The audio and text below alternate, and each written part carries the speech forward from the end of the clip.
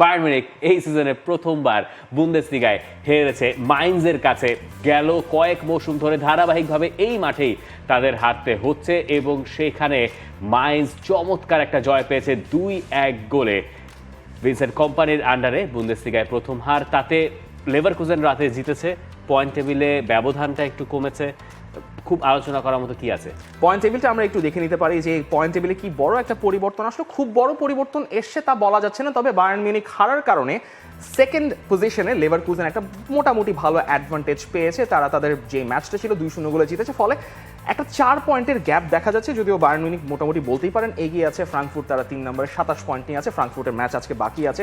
সঠিক প্যাড আর সঠিক তথ্য দিয়ে এসব সামলে নিব এক হয়ে।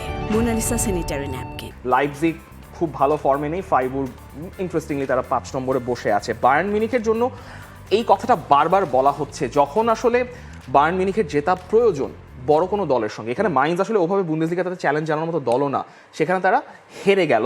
হ্যারি কেইন ছিলেন না সেখানে, তাদের আক্রমণের ধারটা মানে ফাইনাল প্রোডাক্টটা কয়েকজনই তো ছিলেন না, শুধুমাত্র হ্যারি কেইন তো না। অনেকেই ছিলেন না, তবে সেখানে কোমান ছিলেন না, ক্যানাব্রি ছিলেন না, তারপরে আরো কয়েকজন ফুটবল মানে হ্যারি কেইন তো ছিলেনই না। সেই সমস্যা বা এই যে তাদের অভাবটা তো প্রকটভাবে ফুটে উঠছে। আপনি গেল কয়েকটা ম্যাচে হয়তো সেটা টের পান নাই, কারণ মুজিয়ালা খেলে দিয়েছেন। কারণ মুজিয়ালাও তো প্রত্যেক ম্যাচে খেলেও দিবেন না। আগের সপ্তাহে বুন্দেসলিগার যে ম্যাচটা গেছে বায়ার্ন মিউনিখের, তারা ডমিনেট করেছে ঠিকই, পজিশনে এগিয়েছিল বা সবকিছু, কিন্তু আলটিমেটলি ম্যাচটা তো মুজিয়ালাকে ঘোরাতে হয়েছে। চ্যাম্পিয়ন্স লিগেও তো খুব ব্যতিক্রম কিছু না।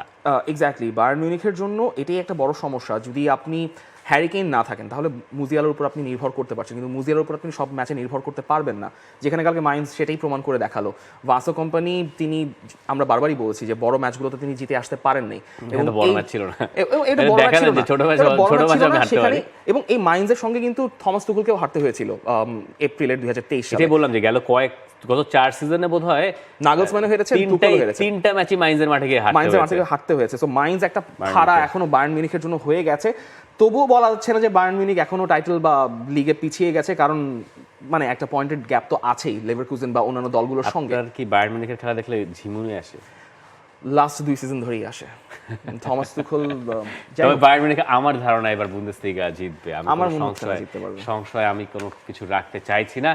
For more updates, subscribe to our YouTube channel and click on the bell icon. Follow us on Facebook and Instagram. Download T-Sports app to enjoy exciting games and highlights. Visit tsports.com.